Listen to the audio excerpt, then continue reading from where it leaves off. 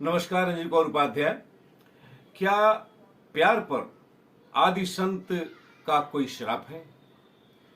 ऐसी कौन सी वजह है कि धरती पर जितने प्यार हुए हैं, अगर वो प्यार है वास्तव में पावन, पवित्र और स्वच्छ प्यार है, तो उस प्यार की का परिणाम अच्छा नहीं हुआ। चाहे वो परिणाम देर से आया हो या तत्काल आया हो, प्यार का परिणाम बड़ा ही भयावह हुआ है। इसके पीछे क्या किसी संत का श्राप है? जी हां, बिल्कुल। हम आपको आज धरती के पहले प्यार की कहानी आपको हम लेकर के आएंगे और बताएंगे कि इस कहानी में कैसे श्राप दिया गया और आज के प्रेमी वो कौन सा काम करें कि सारा का सारा प्यार जो है एकदम जो है गार्डन गार्डन हो जाए। तो आइए हम आपको लेकर चल रहे हैं धरती की पहली प्रेम कथा। हम आपको पहले कुछ नाम बताएंगे। ये नाम वो हैं जिन्होंने जीवन समर्पित कर दिया, प्यार में सब कुछ समर्पित कर दिया और परिणाम उनका जो है अच्छा नहीं आया। इसका दोष क्या सिर्फ हम उन्हीं का मानेंगे या कोई और आध्यात्मिक दोष भी है? चलिए कुछ नाम गिना रहे हैं। पहला नाम आपको गिना रहे हैं हम आपको। लैला मजनू का प्यार, सिरी फरहाद का प्यार, हीर राझा का प्यार और इसके साथ ही सदा वृक्ष सारंगा का प्यार, सोनी महिवाल का प्यार, लोरिक चंदा का प्यार, छैला संधू का प्यार, चंपा रानी का प्यार और महुआ घटवालिन का प्यार, फूलझरी रानी का प्यार और इतना ही नहीं, शशि पुन्नू का प्यार। ये ऐतिहासिक प्यार की दास्तान और कथाएं हैं जिनके नाम पर वो प्यार तो सफल तो कभी नहीं हुआ, असफल ही प्यार रहा, लेकिन इनको सम्मान के साथ इनकी कहीं पूजा भी की जाती है। लेकिन ये प्यार उनके जीवन में असफल रहा। इसके पीछे क्या श्राप था किसी का? तो ये था हमारे कुछ जो प्रचलित हैं हमारे आदि काल से लोगों में, उनकी प्रेम कथाएं हम अब आपको लेकर चल रहे हैं फिल्मों की ओर। हमारे एक आयाम फिल्म भी है। फिल्म क्या समझिए, फिल्मों में प्यार बहुत होते हैं, लेकिन कुछ ऐसे प्यार हैं जो बड़े ही मशहूर प्यार हैं। गुरुदत्त और गीता दत्त का प्यार क्या सफल रहा? गुरुदत्त वहीदा रहमान का प्यार क्या सफल रहा? दिलीप कुमार सुरैया का प्यार, दिलीप कुमार का मधुबाला से प्यार, दिलीप कुमार का कामिनी कौशल से प्यार, ये क्या सफल रहे? ये सब असफल रहे। राज कपूर का नरगिस से प्यार असफल। इतना ही नहीं, अमिताभ बच्चन का रेखा से प्यार असफल, मीना कुमारी का प्यार असफल और इतना ही नहीं, सिमी ग्रेवाल का प्यार वो भी असफल और प्रिया राजवंश का प्यार वह भी असफल। फिल्मों के प्यार पूरी तरह असफल रहे।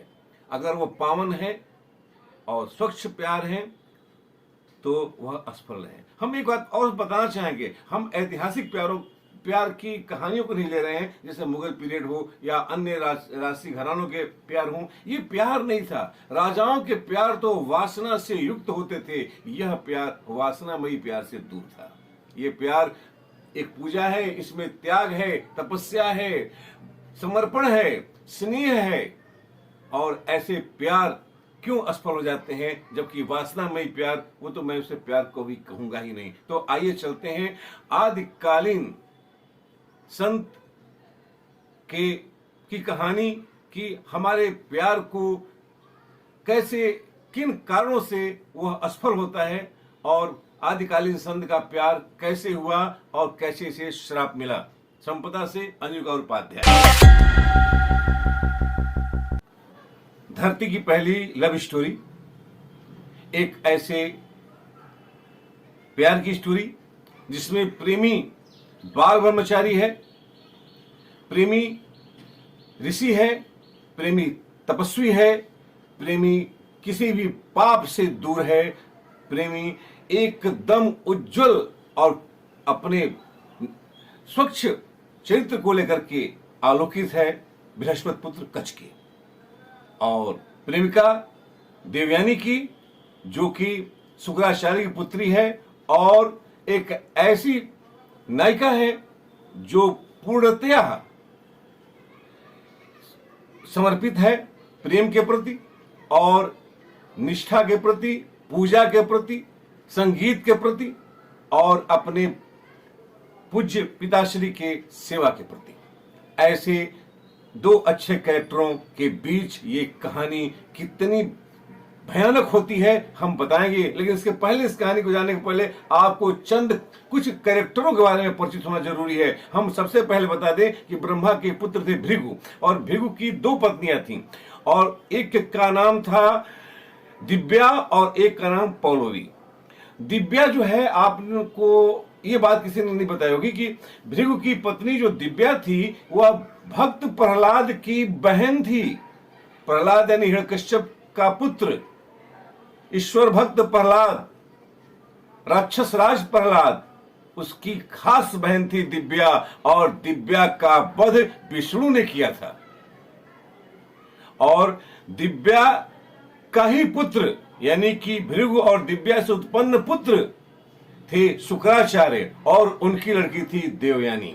तो अब हम आपसे बता दें कि शुक्राचार्य ने राक्षसों का गुरु होना इसलिए स्वीकार किया था क्योंकि देवताओं में श्रेष्ठ देव विष्णु ने उनकी मां का वध किया था, दिव्या का।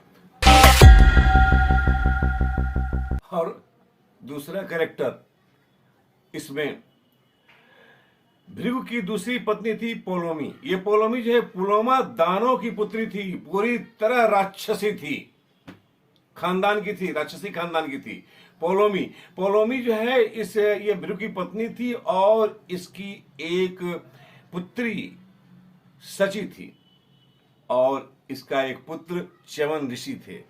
नाम लेने पर गर्व होता है, लोग जो है च्यवन ऋषि का नाम लेकर के तमाम नाम लेते हैं, कहते हैं च्यवनप्राश भी उन्हीं के नाम से बनाया गया है, लेकिन सब तमाम बातें हैं। च्यवन ऋषि बहुत बड़े ऋषि थे, और च्यवन की बहन थी छोटी सची, और सची का विवाह जो है इंद्र से हुआ था, और इंद्र से दो पुत्र हुए थे, दो संतानें हुई थी। एक पुत्र जिसका नाम जयंत था, और एक पुत्री जिसका नाम जयंती था। जयंती को शुक्राचार्य से जयंती का विवाह कर दिया गया, शुक्राचार्य की सेवा में भेजा गया, वहां शुक्राचार्य से शादी हुई। वैसे जयंती शुक्राचार्य के पास लंबे समय तक नहीं रही, लेकिन छोड़ करके चली गई कहीं और, फिर दोबारा शादी हुई, लेकिन शुक्राचार्य की पत्नी के रूप में जयंती का नाम आता है, इसलिए यह जानना जरूरी है। अब आते हैं शुक्राचार्य की पुत्री देवयानी। देवयानी सिर्फ पुत्री ही नहीं थी, देवयानी के 5 भाई थे, पांचों दिव्य संत थे। एक का नाम त्वष्टाधर था, एक का नाम अत्रि ऋषि जिसका नाम बहुत ही मशहूर नाम है, और एक वारुणी, एक श्रांग, एक शर्क और एक देवयानी। इस तरह से देवयानी के 5 भाई थे, और देवयानी जो है शुक्राचार्य की सबसे प्रिय पुत्री थी, जो शुक्राचार्य की सेवा में लगी रहती थी। अब आइए तीसरे कैरेक्टर पर। बातें खत्म नहीं होती, हमने तो अभी आपको थोड़ा सा परिचय दिया है देवयानी और कच्छ से संबंधित। अभी देवयानी के हम पूर्वजों के संदर्भ में कुछ बताए हैं आपको कि उनके पूर्वज कैसे थे। अब हम आपको बता रहे हैं जो इंद्र का विवाह हुआ था शची के साथ, तो शची का भाई जो च्यवन थे, उनकी शादी जो है 2 कन्याओं से हुई। एक सुकन्या से हुई और दूसरी शादी आरुषि से हुई। आरुषि जो है मनु की पुत्री थी। बहुत महत्वपूर्ण बात है, अगर आप नहीं जानते तो जान जाइए। यानी कि ब्रह्मा के पुत्र भृगु, मानस पुत्र, और भृगु की पत्नी पौलोमी जो दानव की पुत्री थी, उनसे हुए च्यवन, और च्यवन की शादी होती है आरुषि से जो मनु की पुत्री है, और आरुषि से हुए और ऋषि, और और से हुए ऋषिक, जिसे ऋषिक भी लोग कहते हैं कहीं। तो ऋषि के 2 पुत्र हुए, माफ कीजिएगा 2 नहीं, उनके जो है 4 या 5 पुत्र हुए, लेकिन उसमें सबसे बड़े पुत्र का नाम था परशुराम, जिसको आपने अक्सर सुना होगा, भगवान परशुराम लोग कहते हैं। तो ये है परशुराम, जो इसी वंश से वो भी संबंधित हैं। हम कहानी कहने के पहले इन कैरेक्टरों को इसलिए बता रहे हैं कि यह आपका जानना जरूरी है, क्योंकि जब हम कहानी शुरू करेंगे तो आप लोग कहानी जानते हैं, लेकिन कैरेक्टर के बारे में न्याय तभी होता है जब उसका बैकग्राउंड हम जानते हैं। जैसे कि शुक्राचार्य ने राक्षसों को अपना शिष्य क्यों बनाया, इसलिए बनाया क्योंकि शुक्राचार्य की माता का वध विष्णु ने किया था, और विष्णु ने जब जब उससे शुक्राचार्य की माता का वध, भृगु की पत्नी का वध किया दिव्या का, तो भृगु बहुत नाराज हुए और गुस्से में जाकर के विष्णु को एक लात मारा था। जो कहानी आप सुनते होंगे कि क्या रहीम प्रभु को घटो जो भृगु मारी लात, भृगु ने लात मारा तो भगवान का क्या नुकसान हुआ। लेकिन कुल मिलाकर के इस कहानी को हम ये तो जानते हैं कि लात मारा था, लेकिन मारा क्यों ये पूछा जाए तो ये पता अधिकतर को नहीं है। ये मारा इसलिए क्योंकि उनकी पत्नी का वध, भृगु की पत्नी का वध जो है विष्णु ने कर दिया था, इसलिए उन्होंने मारा था। अब हम आपको लेकर चल रहे हैं कच्छ की तरफ। कच्छ कौन थे? कच्छ जो है अंगिरा के पुत्र बृहस्पति थे। बृहस्पति बहुत सात्विक देवता थे और गुरु भी थे। बृहस्पति का पुत्र कच्छ था जो बाल ब्रह्मचारी था, कभी भी यह पाप से सर्वथा दूर था। इसने कभी झूठ नहीं बोला था, इसने जीवन में कभी कोई अनाचार नहीं किया था, जिंदगी में कभी भी कोई ऐसी भावना इसके अंदर नहीं आई थी जिसके अंदर वो कलुषित भावना हो। इतना पावन, एकदम उज्जवल, निर्मल, कोमल जो है इसका जो है कैरेक्टर रहा है कच्छ का। और कच्छ को जो है भेजा गया था इस कार्य में कि यह देवताओं का कार्य संपादित करे। तो कच्छ और हम देवयानी की प्यार की कहानी हम शुरू करेंगे, लेकिन इसके पहले हम दो शब्द और आपको बता दें कि कच्छ और देवयानी की इस कथा में ये सारे कैरेक्टर आते हैं और इस कैरेक्टर में और कई नाम आएंगे, लेकिन मुख्य कैरेक्टरों के नाम हम आपके सामने इसलिए बता दिए हैं कि ताकि आप इसे जाने और इस कहानी की जब पराकाष्ठा हो तो आप उसके साथ न्याय कर सकें। दो तथ्य और हम आपको बताना चाहेंगे। जो कहते हैं कि शुक्राचार्य राक्षसों के गुरु थे, उन्हें हम बता दें कि बलि को छलने के बाद, वामन अवतार जो हुआ था, बलि को छला गया था जिस समय, उसके बाद शुक्राचार्य ने राक्षसों को छोड़ दिया, कहा कि हम तुम्हारे गुरु नहीं रहेंगे। और उसके बाद राक्षसों के गुरु हुए थे बृहस्पति, देवगुरु बृहस्पति राक्षसों के गुरु हुए थे। यानी जानने वाले ये जानते हैं कि शुक्राचार्य राक्षसों के गुरु थे, लेकिन वो ये नहीं जानते थे कि बृहस्पति भी राक्षसों के गुरु का पद को उन्होंने संभाला था। और एक छोटा सा संशोधन और बता दें कि हमने आपसे बताया था कि और ऋषि के पुत्र ऋषिक थे जिनके वंश में परशुराम और उनके अन्य भाई पैदा हुए थे। तो ऋषि के पुत्र जमदग्नि थे और उनके पुत्र जो है परशुराम थे, जो इस वंश परंपरा में पैदा हुए थे। चूंकि पीढ़ी लंबी है, हम 60 में आपको इन नामों को बता रहे हैं। अब हम आपको लेकर चल रहे हैं इस कथा की ओर। तो शुक्राचार्य की पुत्री देवयानी और कच्छ की प्रेम कथा हम आपको बता रहे हैं। आपको बता दें, कथा प्रेम की इसलिए शुरू होती है कि सबसे पहले यह था कि देवासुर संग्राम में देवता राक्षसों से इसलिए हार जाते थे क्योंकि उनके गुरु थे शुक्राचार्य, और शुक्राचार्य के पास एक विद्या थी, मृत संजीवनी विद्या। वो जब बैठते थे तो जो मर गए रहते थे उनके किसी भी अंश को लेकर के या उनका नाम लेकर के पुकारते थे और वह मृत संजीवनी विद्या के असर से जीवित होकर के चले आते थे। यानी राक्षस कभी मरते नहीं थे और देवता मरते थे, और परिणाम होता था देवताओं की हार। यह तय हुआ कि जगत गुरु शुक्राचार्य से उनकी विद्या छीन ली जाए, कुछ ऐसा किया जाए कि शुक्राचार्य को वह विद्या जो है या तो काम न आए, और यदि आए भी तो एक ऐसा व्यक्ति और भी हो जो शुक्राचार्य से भी और तेज इस विद्या का प्रयोग कर सके। इसके लिए एक अच्छे खासे खड़ंज की जरूरत थी। तो इसके लिए तय हुआ कि राक्षस राज बृहस्पति के पास इंद्र का पुत्र जयंत यह संदेश लेकर जाए कि युद्ध को कुछ दिनों के लिए बंद कर दिया जाए।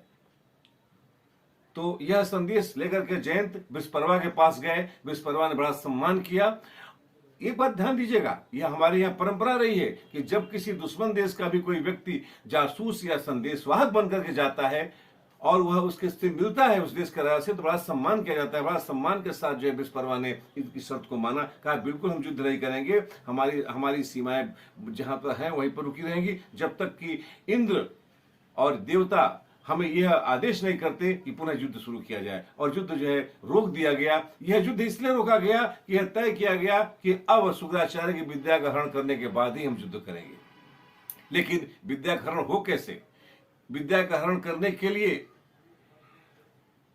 शुक्राचार्य के इस विद्या को समाप्त करने के लिए जिस व्यक्ति को सौंपा गया उसका नाम था कच्छ।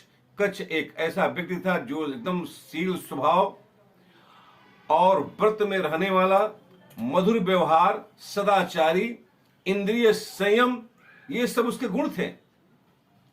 और यही वह गुण था जिसके आगे देवयानी जो है प्रभावित हो गई थी। तो कच्छ को सौंपा गया। कच्छ तो पहले तैयार नहीं हुए, लेकिन पिता ने कहा कि राष्ट्र हित के लिए, देवताओं के हित के लिए तुम्हें यह कार्य करना पड़ेगा। तो कच्छ मजबूर हो गए और कच्छ ने अपने पिता बृहस्पति से आज्ञा लेकर के शुक्राचार्य के आश्रम में प्रवेश करने की योजना बनाई। और शुक्राचार्य की विशेषता यह थी कि शुक्राचार्य के आश्रम के चारों तरफ कड़े पहरे थे। राक्षस राज इस बात विश्वकर्मा ने व्यवस्था कर रखी थी, किसी भी शर्त पर किसी भी व्यक्ति को शुक्राचार्य के आश्रम में शिष्य के रूप में प्रवेश नहीं दिया जाएगा। वो जानते थे कि शुक्राचार्य के पास यदि कोई शिष्य आता है और विद्या का हरण कर लेता है धोखे से, तो हमारी बहुत बड़ी हार होगी। और ऐसे ही आश्रम में कच्छ का प्रवेश होना जरूरी था। कच्छ वहां पहुंचे तो कच्छ ने जब पूरी व्यवस्था देखी तो ये मान गए कि हमें इसमें प्रवेश करना मुश्किल है। तो उन्होंने एक रास्ता निकाला, वह यह कि शुक्राचार्य की पुत्री देवयानी यह बहुत ही व्रती थी। देवयानी जो है आर्य कन्या जो है, गुरु कन्या ब्राह्मण पुत्री जो देवयानी थी वह सर्वगुण संपन्न थी, चंद्रमा की तरह शीतल थी, मृदु स्वभाव वाली थी और बड़ी ही कोमल थी। यह देवयानी को उसने सोचा कि ऐसी कन्या को प्रभावित किया जाए, ऐसी कन्या को प्रेम जाल में फंसाया जाए और कन्या का जो है सहारा लेकर के शुक्राचार्य के घर में प्रवेश किया जाए। और यह कार्य उन्होंने शुरू किया। कच्छ देवयानी से मिले, प्रेम प्रसंग चला, लंबे समय तक देवयानी की सेवा करते रहे, मिलते रहे, उसके उज्जवल और सुंदर कार्यों के प्रति हमेशा प्रशंसा के भाव गाते रहे। देवयानी ने एक दिन प्रसन्न होकर के उन्हें इनवाइट भी किया कि आप आइए हमारे यहाँ। वहां जाने के बाद धीरे धीरे यह शुक्राचार्य तक पहुंचे। कहानी तो बड़ी लंबी है कि देवयानी ने के साथ का कैसे प्रवेश हुआ, लेकिन इतना है कि देवयानी इनको बहुत मानने लगी, इतना विश्वास करती थी। आप जानते हैं प्यार अंधा होता है। यह पहली बार जो है ऐसे तपस्वी और ऐसे जो है साध्वी, ऐसे लोग, ऐसे वातावरण में जहां की पाप बिल्कुल नहीं था, वासना बिल्कुल नहीं थी, ऐसे जगहों पर जो है एक प्यार का धोखा जो है सर पे चढ़कर बोला। देवयानी जो है इसके मोह पाश में फंस गई और इसे शुक्राचार्य की पुत्री देवयानी को कच्छ इतना अच्छा लगने लगा कि एक क्षण भी उसके बिना वो नहीं रह पाती थी। और कच्छ को शुक्राचार्य भी इसलिए मानने लगे क्योंकि पुत्री का वह सेवक था। शुक्राचार्य के आश्रम में कच्छ का एकमात्र कार्य था देवयानी के कार्यों में हाथ बटाना, शुक्राचार्य के पूजा के लिए व्यवस्था करना, फूल लाना, आसन साफ करना, घर को साफ करना, यही सब एक नौकर की बात वो लगा रहता था, कार्य करता रहता था। एक बार देवयानी ने जो है कच्छ से कहा फूल लाने के लिए। इधर राक्षसों के जासूसों को पता चल गया कि एक आदमी, एक कोई बाहरी व्यक्ति, देवता नहीं, ये नहीं जान पाए वो, लेकिन बाहरी व्यक्ति देवयानी को मोह में फंसा करके शुक्राचार्य तक पहुंच गया है। ये बात राक्षसों के जासूसों ने बृहस्पति को बताया। बात खतरनाक थी। जब ये फूल लाने पहुंचे तो राक्षसों ने पकड़ लिया और पकड़ के इनको काटा, मार डाला और मारने के बाद पीस करके नदी में बहा दिया। और बहाने के बाद चूंकि काटना, मारना और फिर पीस करके नदी में बहा देना ये जटिल कार्य था, तो उन्होंने बहा दिया। बहा देने के बाद अब देवयानी खोजने लगी, ये नहीं आए, चिंतित हुई, काफी विलंब हुआ। जब काफी विलंब हुआ तो पिता से कहा, पिताजी कच्छ नहीं आ रहा है, कुछ घटना अनहोनी हो गई है, लोगों की निगाह जो है हमेशा गलत होती है, एक छोटे से बालक पर लोगों की निगाह गलत हो गई, जिद पकड़ने लगी। तो शुक्राचार्य ने जो है निस्संजीवनी विद्या का प्रयोग किया कच्छ के लिए। कच्छ सारे जो कि कण बहा दिए गए थे, वो सब एकत्रित होकर के पुनः मूर्त रूप पुनः अपने सामने उपस्थित हुए और कहा कि प्रभु ये नहीं बताया कि हमारे साथ क्या हुआ था। उन्होंने कहा कुछ लोगों ने हमें मार के फेंक दिया था, हकीकत कच्छ ने नहीं बताया, क्योंकि कच्छ ने बताया होता कि बृहस्परवा के सैनिकों ने मेरे साथ ऐसा किया है तो शुक्राचार्य शक करते। फिलहाल उन्हें आगाह किया गया कि आप इधर उधर न जाएं, आश्रम तक ही सीमित रहें, और पुनः इस तरह से एक बार और इन्हें कच्छ को भेजा गया, देवयानी ने भेजा, और इस बार तो कहर बच गया। राक्षसों ने पकड़ा तो कहा तो बड़ा गड़बड़ है, शुक्राचार्य जी इसको बार बार जिंदा कर देंगे और ये हमें जासूस लग रहा है। तो उन्होंने क्या किया, मार करके, पीट करके, काट करके, जला करके, इनके राख को मदिरा में डाल करके शुक्राचार्य को ही पिला दिया। याद रखिए, शुक्राचार्य मदिरा का पान करते थे, मांस और मदिरा का सेवन राक्षसों के बीच चलता था। शुक्राचार्य के मांस के बारे में तो नहीं पता, लेकिन मदिरा का वो पान करते थे और शुक्राचार्य को ही मदिरा में पिला दिया। तो शुक्राचार्य को मदिरा में पिला दिया तो स्थिति बड़ी भयानक हो गई। फिर वही बात, कच्छ का नहीं आना, विलंब होना, देवयानी का जिद पकड़ना, रोना, पिता से जिद पकड़ना। उन्होंने आवाज दी तो अब आवाज आई ब्रह्मांड से कच्छ की कि प्रभु मैं रोम रोम में आपके व्याप्त हो चुका हूं, लोगों ने मुझे आप पीस करके, मार करके, मदिरा में घोर करके आपको ही पिला दिया है। अगर मैं अब जिंदा होऊंगा तो आप मर जाएंगे, इसलिए मुझे आप जिंदा न करें। देवानी ने जिद पकड़ लिया, कहा नहीं उसे जिंदा कीजिए। तो शुक्राचार्य का अगर वो जिंदा होगा तो मैं मर जाऊंगा। तो उन्होंने कहा नहीं, इसका उपाय है, आप कच्छ को मृत संजीवनी विद्या सिखा दीजिए, और यदि आप सिखा देंगे तो कच्छ जो है जब जिंदा होंगे आपको मार करके तो वह मृत संजीवनी विद्या के बल पर आपको जीवित कर देंगे। यानी कुछ गड़बड़ तो हो गया। अब पुत्री के स्नेह में आकर के उन्होंने कच्छ को जो है उसकी आत्मा को यूं कहिए कि उन्होंने विद्या दी, और कच्छ ने विद्या का, और कच्छ को विद्या जब सीख ले कच्छ, तो शुक्राचार्य ने विद्या का प्रयोग किया और कच्छ उनको मार करके उनके शरीर को फाड़ करके बाहर निकल आया। और बाहर निकलने के बाद कच्छ ने देवयानी से कहा कि मेरा कार्य संपन्न हुआ, मैं जाना चाहता हूं। देवयानी ने अपने पिता को जीवित करने की बात कही, कच्छ ने कहा बिल्कुल, क्यों नहीं। कच्छ ने मृत संजीवनी विद्या का प्रयोग करके शुक्राचार्य को जीवित कर दिया और प्रणाम कर कहा कि मुझे जाने की अनुमति दीजिए। शुक्राचार्य समझ गए कि मेरी विद्या का हरण हो चुका है। शुक्राचार्य इस बात को जान गए विद्या का हरण हो चुका है। उन्होंने कहा तू छली कौन है, अपना साफ साफ नाम पता। क्रोधित हो गए शुक्राचार्य, तुझे अपना पता बताना पड़ेगा। तो उसने हाथ जोड़ के खड़ा होकर कहा प्रभु मैं बृहस्पति पुत्र कच्छ हूं। कहा देवताओं का जासूस, तूने एक ब्राह्मण होकर के ब्राह्मण के साथ दगा किया है, इसलिए पहला शाप शुक्राचार्य ने दिया कि ब्राह्मण होकर तूने ब्राह्मण के साथ छल किया है, इसलिए धरती पर आज के बाद ब्राह्मण के साथ ही चला जाएगा। देवयानी ने कहा कि आपसे मैंने प्यार किया है। उसने कहा हमने तो आपसे प्यार नहीं किया। कच्छ ने कहा कि मैंने आपसे प्यार नहीं किया। उसने कहा आप जो कुछ प्यार की बातें बोलते थे, कहा ये तो राज धर्म के लिए मैंने किया। तुम गुरु पुत्री हो, हम तुम्हें गुरु पुत्री की तरह सम्मान करते हैं, हम तुम्हें पत्नी नहीं बना सकते, तुमसे प्यार नहीं कर सकते। देवयानी आग बबूला हो गई क्रोध से, उसे श्राप दिया कि जा तेरी विद्या तेरे काम कभी नहीं आएगी। कच्छ ने भी श्राप दिया कि जा तुझे मनवांछित कभी ब्राह्मण नहीं मिलेगा जिससे तुम शादी कर सको। अर्थात यहां श्राप, एक दूसरे को श्राप देने का एकदम बौछार सा शुरू हो गया। सब एक दूसरे को श्रापित करने लगे और इस प्रकार से कच्छ वहां से, उस आश्रम से विद्या को छल करके देवताओं के पास पहुंचा। इस प्रकार देवासुर संग्राम के लिए उनकी विद्या का हरण हुआ। लेकिन एक पहला प्यार, जिस प्यार के चलते एक प्यार में एक धोखा हुआ और बृहस्परवा का साम्राज्य जो है समाप्त हो गया। उन्हें हार देखनी पड़ी। इसका एकमात्र कारण था प्यार में छल।